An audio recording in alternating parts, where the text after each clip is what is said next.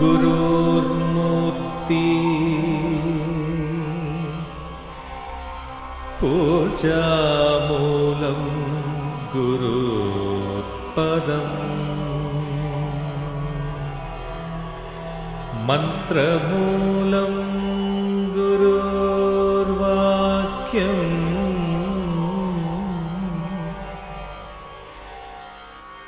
मोक्षमूलं गुरुर्कृपा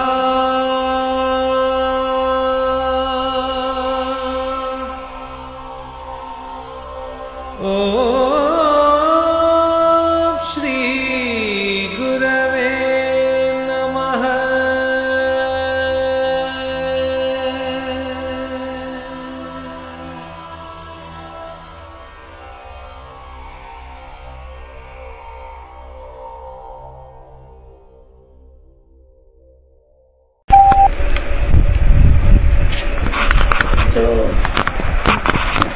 ఎందుకంటే ఇది నాది, ఇది నా ఊరు, నా దేశం అనుకుంటే దాన్ని డెవలప్ చేయడం లేదు. ఇది వాడితో నాది జాయింట్ది, నాది కాదు అనుకుంటే అవదు. జాయింట్ వెంచర్స్ కాదు, ఓన్ వెంచర్స్ ప్రాస్పర్ అవుతాయి. టోటల్ ఏదైనా అంతే. అందుకని ఎప్పుడు ఇది ఎవరిది అని అడుగుతారు. నాది అంటే డెవలప్ చేస్తారు, మనందరిది అంటే ఎవరు రాదు.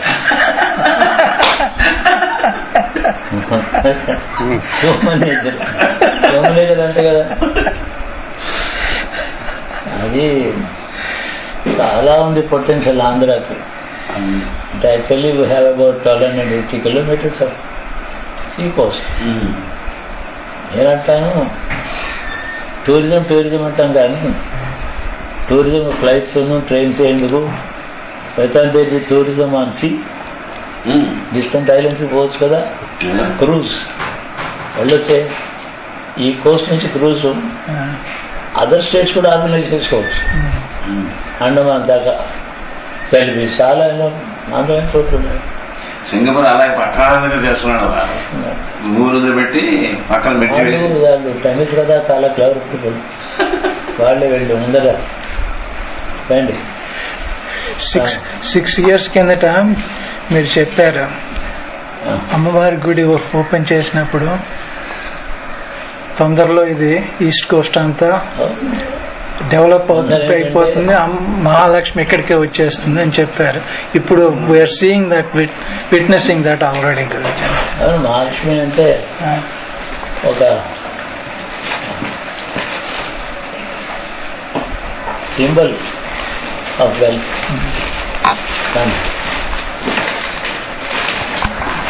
ఆ కుర్చీలు వెనక జరిపి చాప ఏదో వేయాలి. చాప వేసుకుంటే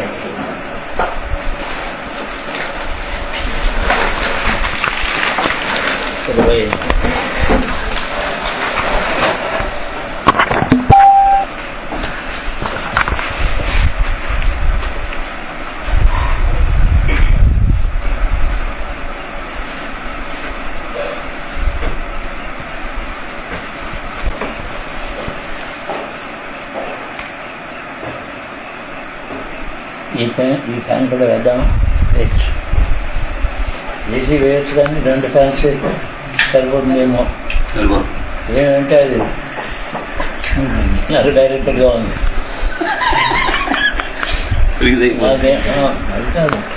ఇప్పుడు 102 degrees టెంపరేచర్ ఉంది, చలి బాగా ఉంది లోపల. కప్పునే ఉన్నాను ఎంతసేపు.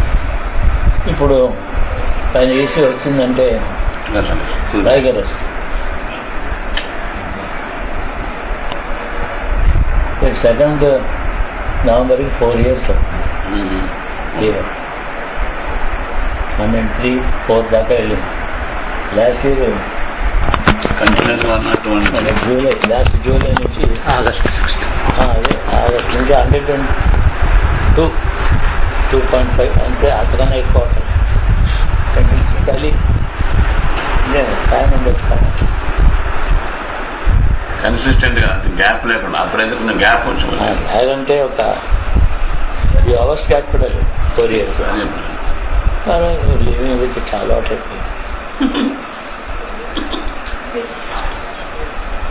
అలాగే అవుతుంది. Man can live without it, man can live with it. ఏదైనా అంతే.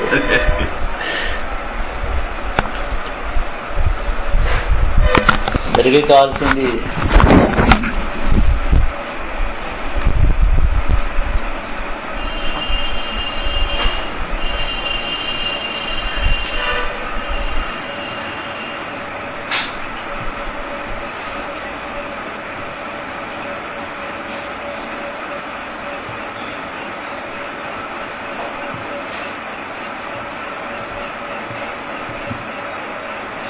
more important, wheel of all, heal of the pain.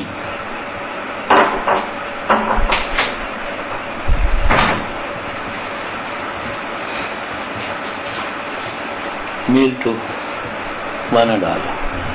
ఈ మూడు ఉండాలి. ఇట్లాగే పెయిన్ ఉండాలి. ఎవరికి పెయిన్ ఉందో అది హీల్ అవ్వాలి. Heal of the pain, weal of all. Weal అంటే well being, WEAL weal, well being. దాని నౌన్ ఫార్మే వెల్త్. వెల్త్ అంటే డబ్బు కాదు, ధనం కాదు, ఏమీ కాదు. వెల్ బీయింగ్ అది అందరికీ ఉండాలి. ఏమిటంటే కంఫర్ట్ ఉంటే లగ్జరీ అంటాడు, లగ్జరీ కదా అది వేస్ట్ అంటాడు. ఇంకా తీసుకున్నా అది కానీ కాదు. మనుషుడికి కావాల్సిన ఏంటంటే నేను సుఖంగా ఉన్నాను, వాడు కూడా ఇలా ఉన్నాడా అని క్వశ్చన్ వేసుకుంటే సరిపోతుంది. దానివల్ల మనిషికి ఒక సెన్స్ ఆఫ్ షేరింగ్ వస్తుంది. What ever it is, sense of sharing వస్తుంది. లేకపోతే మ్యాన్ ఇప్పుడు జరుగుతుంది ఏంటంటే మనుషుడు సొసైటీలోంచి సెగ్రిగేట్ అయిపోయి is becoming self centred, separated from the neighbour, join nobody to share anything. అలా జరుగుతోంది. Every man is living with himself alone.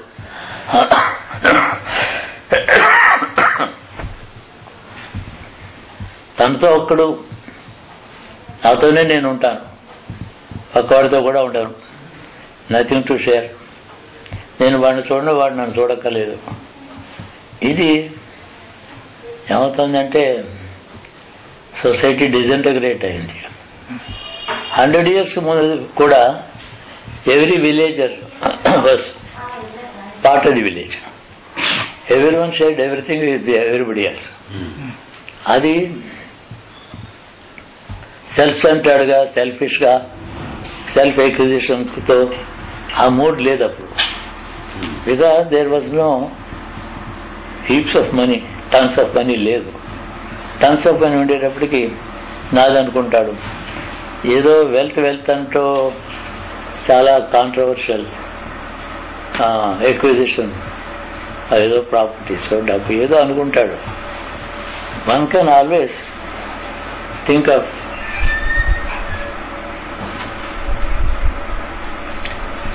బయట ఎవరు ఉన్నారో చూడు, రమ్మండి. సురేంద్ర తనతోనే తను జీవిస్తున్నాడు కానీ ఎవరితో కలిసి ఉండటలేదు మనిషి. ఇది ఇలా అయిపోయింది 100 yearsలో. చిన్నప్పుడు విలేజ్ అంతా ఒకటే ఫ్యామిలీ. ఎవరింటైనా ఏదైనా ఒకడు ఒక చైల్డ్ బర్త్, ఓ చిన్న ఫంక్షన్, అందరి విలేజ్ వచ్చేవాళ్ళు. ఒక్కొక్కరితో తప్పు. కాంట్రవర్సీస్కి ఇష్యూసే లేవు. మనీయా, ప్రాపర్టీసా, పొజిషన్సా, ప్రమోషన్సా, ఏం లేవు కదా. సో ఈ వెల్త్ అనే పేరుతో వీలు లేని వెల్త్, ఇది వెల్ బీయింగ్ లేని వెల్త్ వచ్చింది. It has segregated the individual from the rest of the society, made him independent, self centred, not sharing anything with anybody. దానివల్ల in fact there are 100 people but not a group. అలా అయిపోయింది. దీనివల్ల ఎవరూ హ్యాపీగా లేరు. ఇంకోటి ఏమంటే దీనివల్ల సీక్రసీ, దీనివల్ల ఏమో ప్రైవసీ అంటాం కానీ సీక్రసీ వచ్చింది. అప్పుడు ఏముంది privacy? 2 secret. Every house hold వాళ్ళకి 3 ఎకరాలు ఉంది, 100 బస్తాలు ధాన్యం వచ్చింది, అమ్ముతున్నారు. ఎంత వాళ్ళ ఎకానమీ అందరికీ తెలుసు. వాళ్ళు ఎంతమంది పిల్లలు ఉన్నారు, ఏం తింటున్నారు. అసలు every family is totally known transparently by all the rest. ఇప్పుడు అలా లేదు. ఇప్పుడు మన హిందూ ఫ్యామిలీసే సిటీస్లో నేబర్ ఎవడో తెలియదు, మాట్లాడరు. అమెరికన్ స్టైల్లోనే జీవిస్తున్నారు చాలా. ఫ్లాట్స్ పైన ఎవరో ఉన్నారు, మాకు తెలియదని. దీనివల్ల ఏమవుతుందంటే సెన్స్ ఆఫ్ సెక్యూరిటీ తగ్గింది మనిషికి. Sharing nothing. కొంతకాలానికి ఏమవుతుందంటే నో 2 పీపుల్ ఆర్ టుగెదర్, ఏదో కలిసి లేరు. ఇంకా తర్వాత ఇచ్చిపుచ్చుకోవడాలు, మ్యారేజెస్, పిల్లలు, అది సొసైటీ వ్యవహారం. చాలా మందితో పరిచయం ఉంటుంది కదా, అవుతుంది.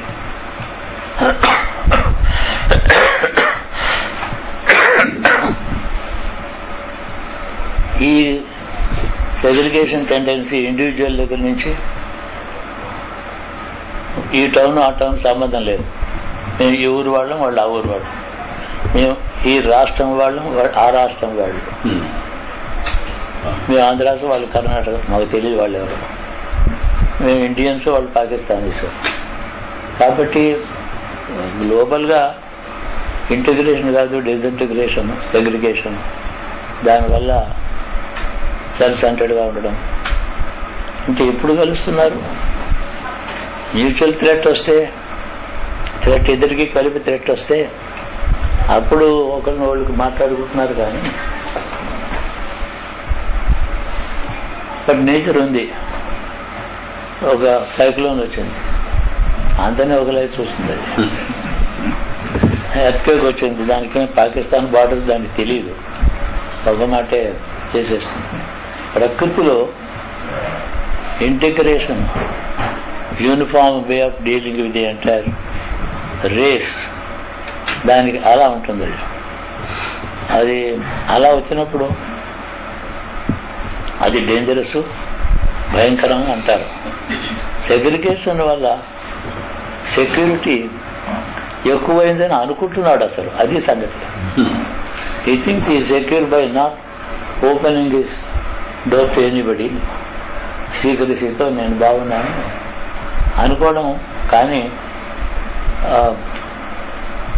10 మంది అనేటటువంటి కాన్సెప్ట్ పోయి ఒకటే మిగిలాడు. దానివల్ల ఇన్సెక్యూరిటీ ఉంది. Is nothing you can share with anybody. So ఈ విధంగా ఒకటి అన్నాడు, ఉపనిషత్తు చెప్తుంది అంత ఈశ్వరమయంగా ఉంది ఈ ప్రపంచం. పుట్టిన దాంట్లో మళ్ళీ పుడుతూ ఉంది.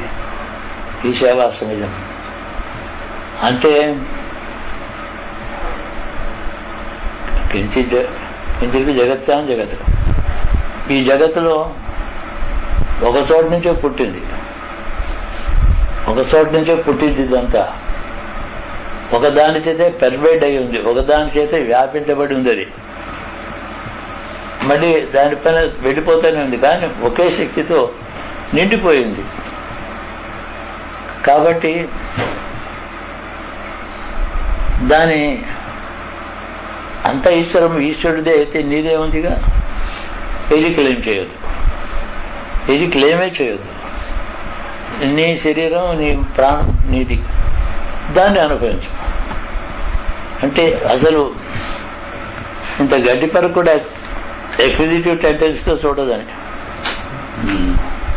దీన్ని ఎక్కువ నేను సంపాదిస్తాను, అది నాది అని పక్క వస్తువు గడ్డి కూడా తీసుకోవద్దు. స్పిరిట్ అది తీసుకో, పండించుకో, తిను. నువ్వు ఎంత తిన్నావో అంత నీది. ఇది మెకానికల్గా జీవనయాత్రలో జరిగే పని, కానీ నీది కాబట్టి కాదు, నీది కానే కాదు. ఈ భావంతో నువ్వు చూస్తే ఏదీ నాది కాదు. ఆకలిగా ఉంది, పాపం గడ్డి తింటుంది ఆవు, నాదనే భావం కాదు. ఆకలి పక్కన గడ్డిని తింటావు, నువ్వు కూడా అలాగే నాదేని ఎందుకు అనుకుంటావు? అందుకని జాగ్రత్తగా దాన్ని చూసి వదిలిపెట్టు. ఎంత ఈశ్వరమయమైన వస్తువు అదేం కాదు అనుకోవడం చేత. ఇప్పుడు ఏమైంది, అందరూ కలిసి ఉన్నప్పుడేమో అది ఎవరిది ఏది కాదు, వేరైనప్పుడేమో నాది అనుకునే బుద్ధి పుట్టింది. ఇది అబద్ధమైంది. ఎవరిది కాదు, అందరూ ఆ చెరువు అందరిది. చెరువులో నీళ్ళు అందరూ తాగుతారు. వాడు సకలవాడు బట్టలు దూతాడు, బ్రాహ్మణేమో వారికి ప్రధానాలు ఇస్తాడు, కొండలతో ఇంటికి తెచ్చుకుంటాడు. చెరువు ఎవరిది? అందుకని నీ కొండడు నీళ్ళే నీవి, చెరువు కాదు అనుకున్నప్పుడు లైఫ్ సింప్లిఫై అయిపోయింది. అంతేకాక ఇప్పుడు ఏంటంటే మున్సిపల్ వాటర్ సప్లై వస్తుంది, 1000 లీటర్స్ పెట్టుకుంటాడు. వాళ్ళు పూర్ పీపుల్కి అంత లేదు, పబ్లిక్ ట్యాప్ పెట్టారు. ఎక్విజిటివ్ టెండెన్సీ వచ్చేటప్పటికి తనది కానిది తీసుకుంటున్నాడు. ఇప్పుడు చెప్పిన ఉపనిషత్తు వాక్యానికి విరోధంగా నడుస్తున్నాడు. దానివల్ల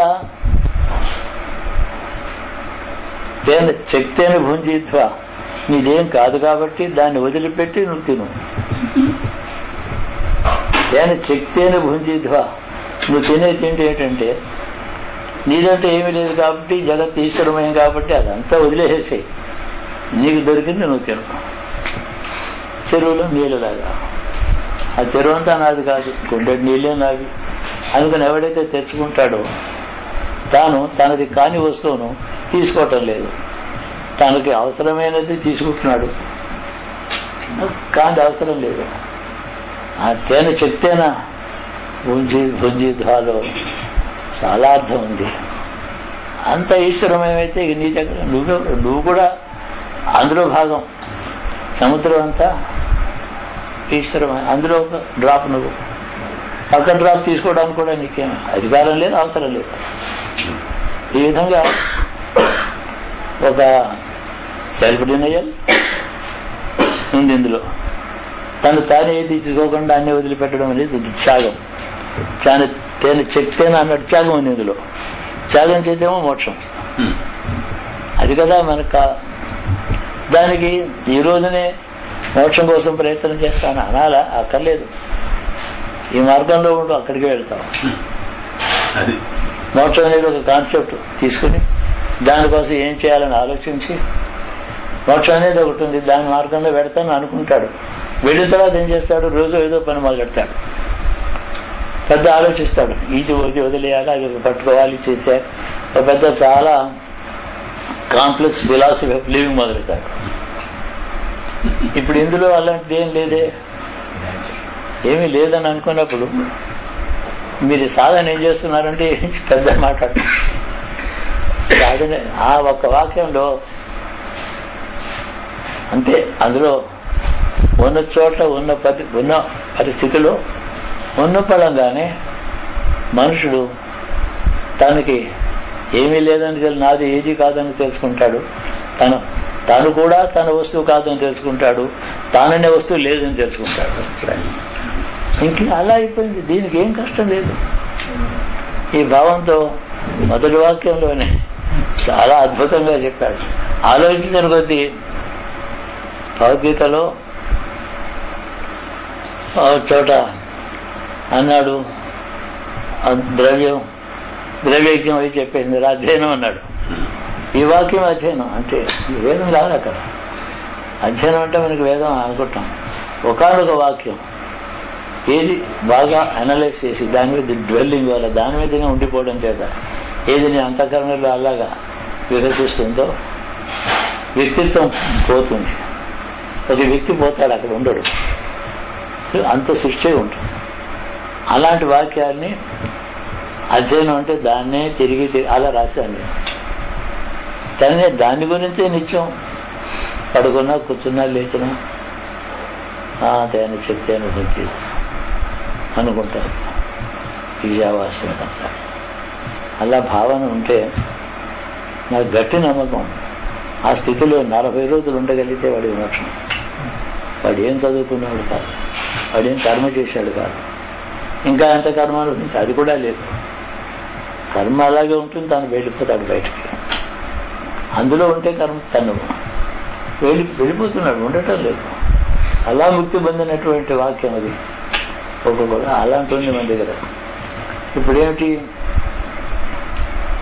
తను వేరు, పక్కింటి వాడు వేరు, సమాజం వేరు, నాది నాదే, వాడిది కాదు అయినప్పటికీ ఒక యూనివర్సాలిటీ, యూనిఫార్మిటీ, యూనిటీ అన్నీ పోయినా ఇంకేమి మిగిలి. దానివల్ల ఏంటంటే తన చుట్టూ తానే అల్లుకొని తయారు చేసుకున్న తాళ్ళు కట్టుకుంటున్నాడు.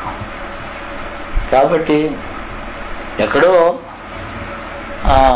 ముక్తి అనేది ఒకటి ఉంది, అది కావాలనే కోరిక లోపల ఉంటుంది. కానీ మన భావన, మాట ఏది ఉందో దానికి అనుగుణంగా ఉండటం, దానికి యాక్సెప్టబుల్గా ఉండటం లేదు. మనుషులు చేయవలసింది ఏంటంటే నాది అంటే ఉన్నా, నేనంటే ఉన్నానా అని ప్రశ్న. నేననేది ఉన్నానా అంటే లేదని సమాధానం వస్తుంది. చాలా రిపీటెడ్గా అడిగితే నువ్వు అసలు లేనే లేవు, 100 ఏళ్ళ క్రితం లేవు, 100 ఏళ్ళ తర్వాత ఉండవు, అది మామూలు భాష.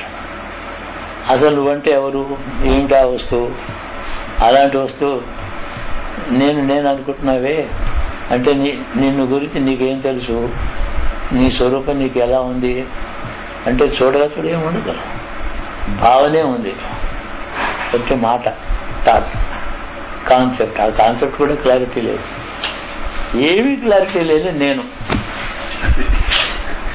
ఎలాంటి క్లారిటీ లేదు. కానీ నేను అన్నావు కదా అంటే ఏమిటి,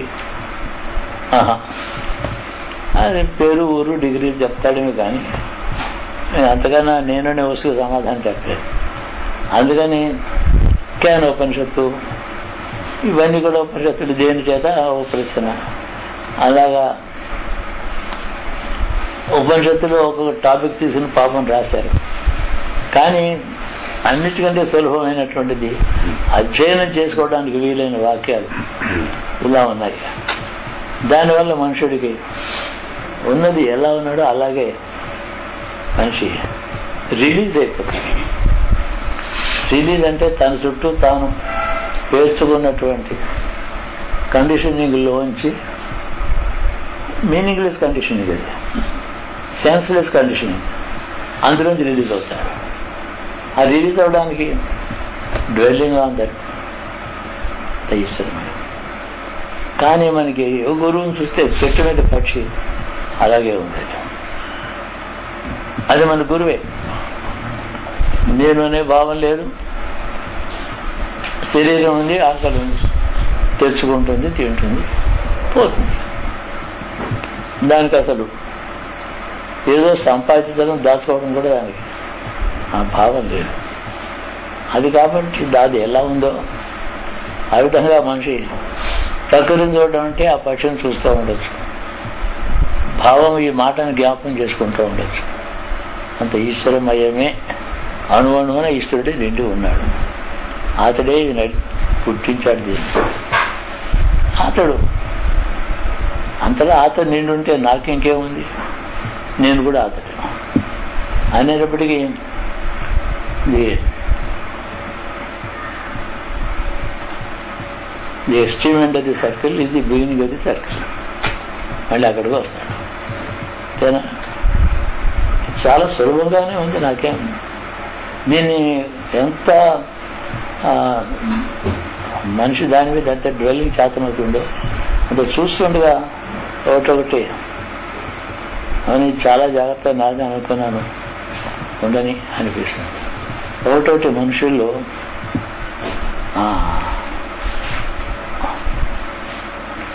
ఒక మైండ్ ఆఫ్ మైండ్ ఫీలింగ్ పెట్టుకుంటుంది. ఉండదు. అందువల్ల మనుషులకి దేని నుంచి విడిపోతున్నారంటే ఫాల్స్హుడ్ నుంచి విడిపోతున్నారు. Only what you are losing is what is false. You are not losing anything that is true. ఏం కష్టం లేదు. ఈ భావం చెప్తోంది ఈయన ఉపనిషత్తు. అందుకని ఇలా చేస్తున్నారు అనేక మంది యతులు మోక్షం కోసం చేస్తున్నారు. 4 రకాల వాళ్ళు ఉన్నారు. ద్రవ్యజ్ఞం ఉంది, తపోయజ్ఞం ఉంది. ఇలాగా అధ్యయన యజ్ఞం ఉంది. అంటే అధ్యయనం అంటే వేదాధ్యయనం కానీ కాదు. దానివల్ల యజ్ఞానికే ఫలం లేదు మోక్ష విషయంలో. అధ్యయనం అనే మళ్ళీ ఇలాగ రియాల్సి వచ్చింది. అధ్యయనం అంటే ఒక్క వాక్యం. అంటే సముద్రం చూస్తే బిలియన్ స్క్వేర్ మైల్స్ ఉంది. దాటడానికి 1 స్క్వేర్ కిలోమీటర్ కావాలా? ఒక పిన్నిస్ అంటాం. about 3 feet by 10 feet. ఒకటే చాలు. దాటడానికి పెద్ద వస్తువు అక్కర్లేదు, దాటవలసింది పెద్దది. చాలా సింపుల్. నాకేం ఇందులో ఎంత ఆలోచించినా పడుకుని ఆలోచిస్తే ఇంతే కదా.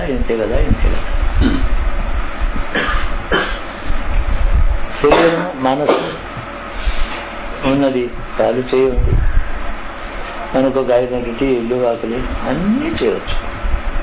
అన్నీ నిమిత్త మాత్రంగా యాంత్రికంగా చేయవచ్చు. యంత్రం చేసినట్టు చేయవచ్చు. దాంట్లో మానవత్వం, హృదయం, ప్రేమ, దయ అన్నీ ఉండవచ్చు. అయినా దాంట్లో అటాచ్మెంట్ లేదు.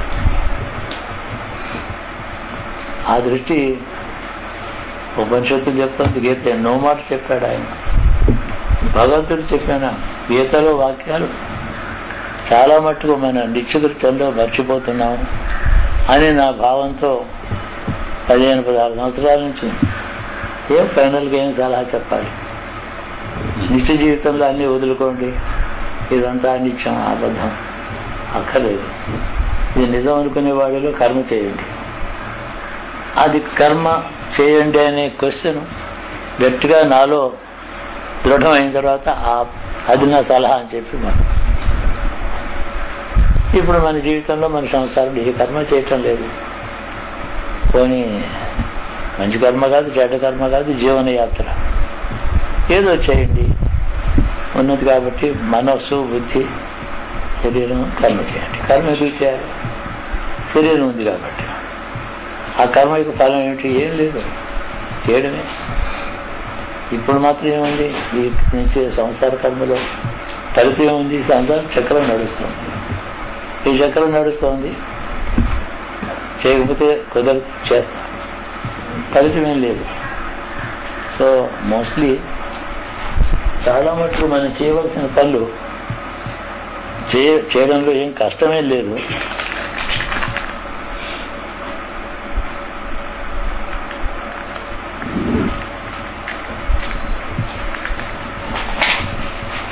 అసలు కష్టమే లేదు, శ్రమ అసలే లేదు.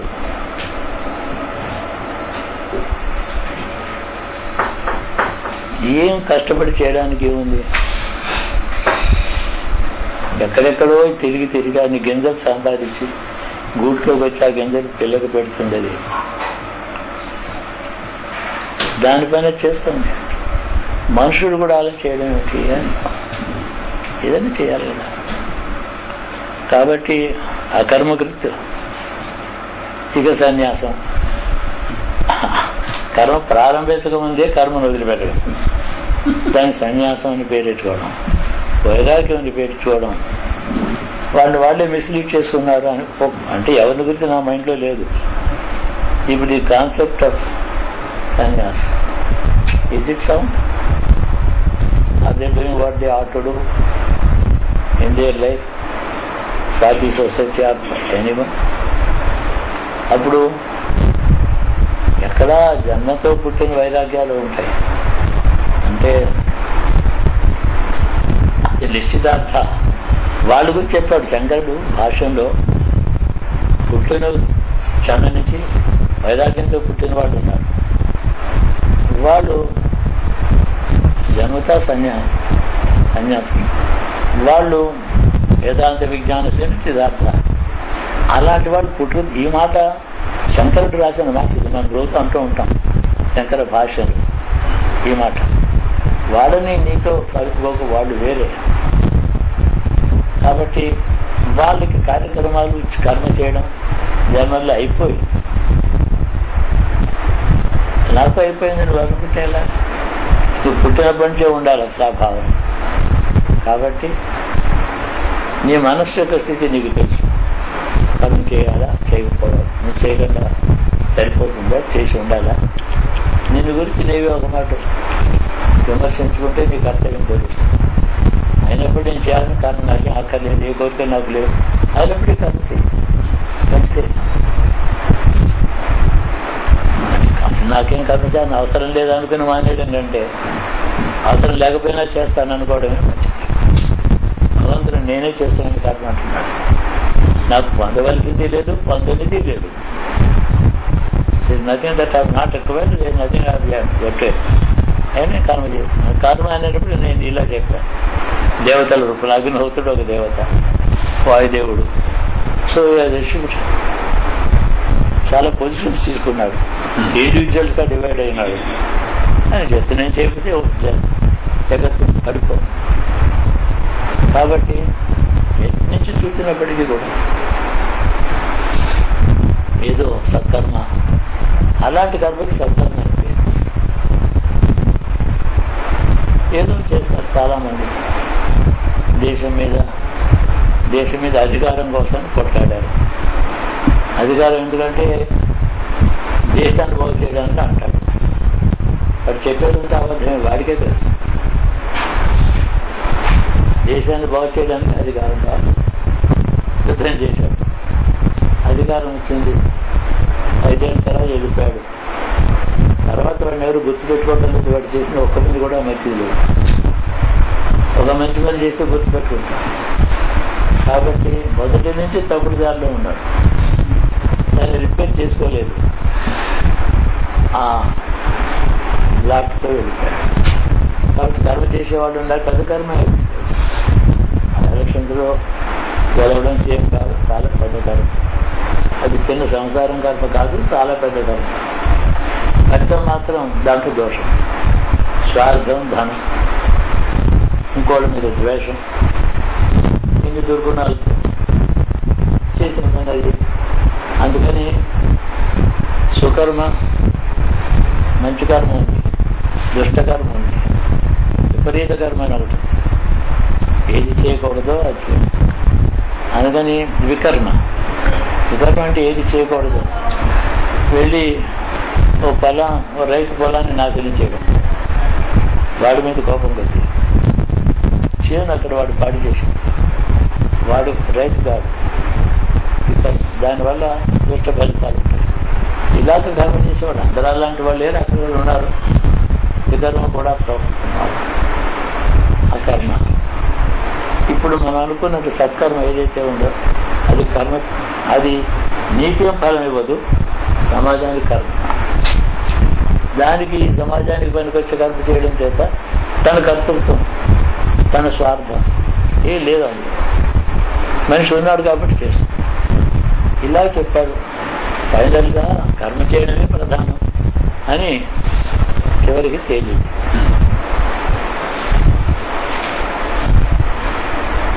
అది ధ్యానయోగం కూడా కర్మే. ధ్యానయోగంలో కూడా అన్నాడు కదా, తక్కువ యజ్ఞం అన్నాడే అదనం. ఇందాక మనం అనుకున్నటువంటి మహావాక్యం అప్పుడు తీసుకున్నాం.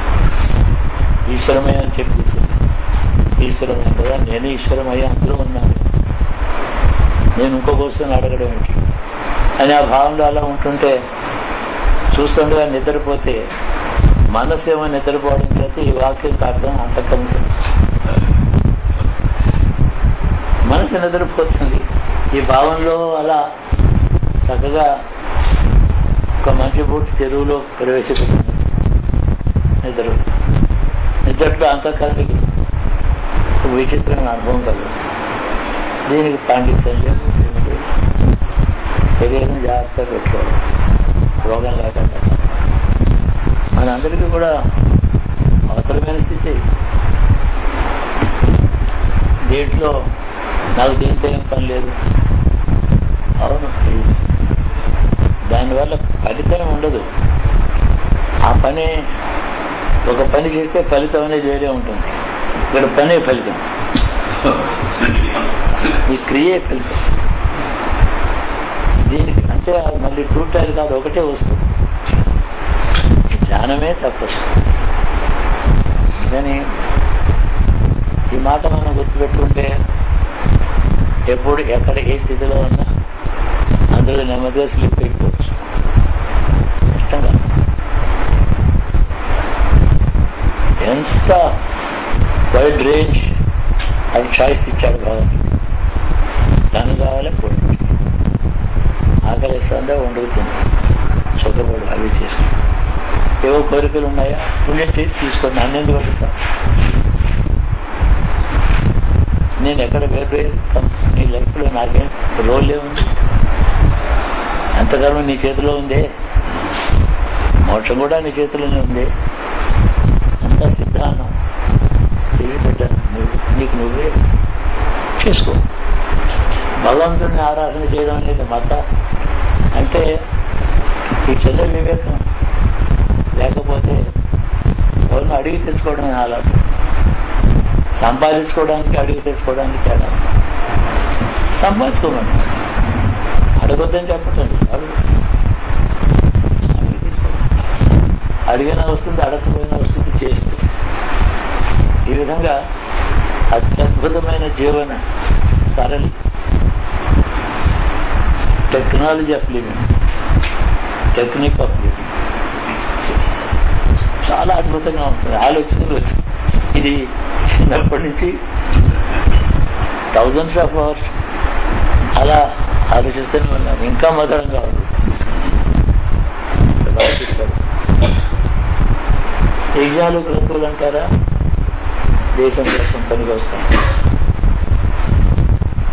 దేశం మొత్తం పుణ్యం చేసుకోమంటే చేసుకోరు కదా. అందుకని దేవతలు పిలిచే వర్షాలు, పంటలు. వ్యక్తి విషయం జాగ్రత్త మనం మాట్లాడాం, సొసైటీ కంట్రీ. దీనివల్ల అనేక మంది అవతలకు ఒడ్డుకి చేరిపోయారు. వాళ్ళని గుర్తించి గమనించి వాళ్ళని అనుసరిస్తే దాని విషయాలు మనకు తెలుస్తాయి. అనుసరించి బాగా అట్టాసంగా సభలో మాట్లాడేమని వింటారు, మాట్లాడకపోతే చూడరు.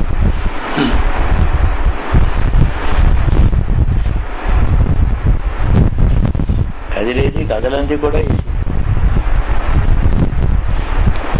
సిగచ్చాచ ప్రవాహి, ఒడ్డు కదలదు, దాన్ని ఆనుకుని నీరేమో కదులుతుంది. కదలని వస్తువు కదిలి వస్తుంది, పక్కనే ఉంది. ఈ మధ్యన ఇది ఏమిటంటే నది ఏమో వరుసగా నడుస్తోంది, కదలకుండా ఒడ్డు ఉంది, నురుగు వస్తుంది. అక్కడ ఈ రెండు సంఘర్షణలో నురుగు వస్తుంది. అలా కనబడుతుంది, అక్కడ ఏం లేదు, క్షణంలో పోతుంది. స్టాటిక్ అండ్ మూవ్ హాయిగా ఉంటుంది.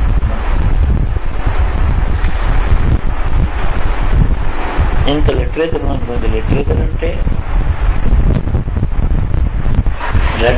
ఒక వ్యక్తిని రక్షించే వాక్యాలు ఉన్నాయి. చదువుకుని ఎంజాయ్ చేసే వాక్యం అంటే అది రక్షించే వాక్యం. ఏదో కథ చదివితే బాగానే ఉంటుంది, చదవడానికి బాగుంది, బట్ ఈ వాక్యం నన్ను రక్షిస్తుంది. ఒక మనిషిని ఇమాన్సిపేట్ చేయాలి, అలాంటి వాక్యాలు అంతా ఈశ్వరుడు. నా చెప్పి అన్నీ చేయదు, ఇలాగని చెప్పి ఇప్పుడు మానేయవద్దు, ఏ పని చేస్తున్నావో అలాగే చేయి. ఇంత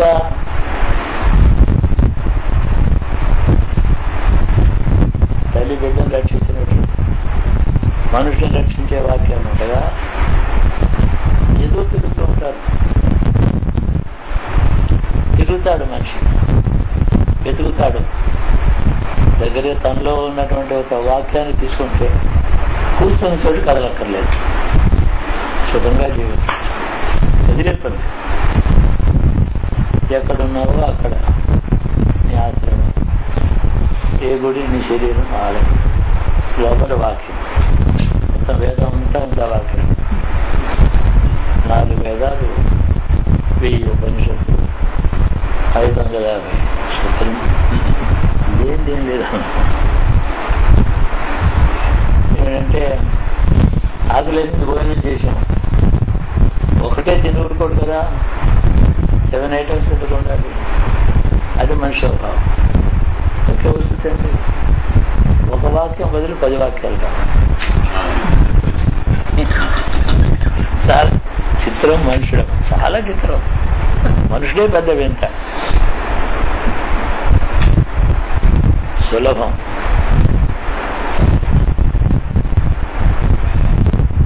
అదే అనేది.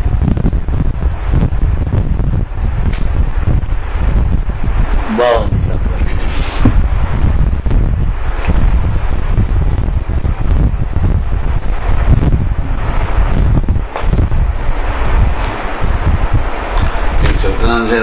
చెప్తున్నాను ఆనందం ఉంటుంది.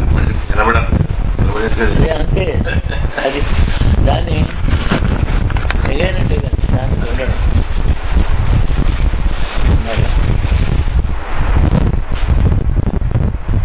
మాగృత తేన చెక్తేన భుంతీత్వ, అంతా వదిలేసి నీకున్నది నువ్వు తిను. మాగృత అంటే కష్టచి ధనం, ఏది ఎవరిదో అయినటువంటి ధనాన్ని గ్రహించదు.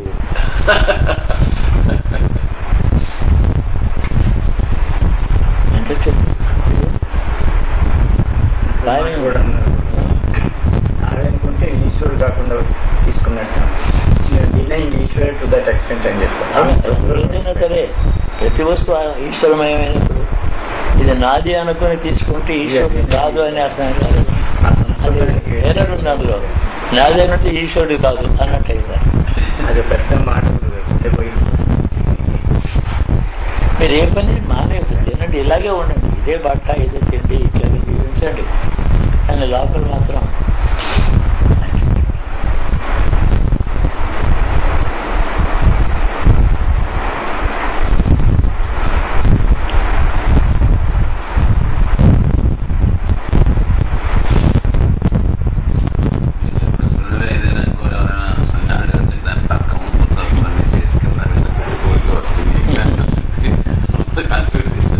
రెండు వాటిలో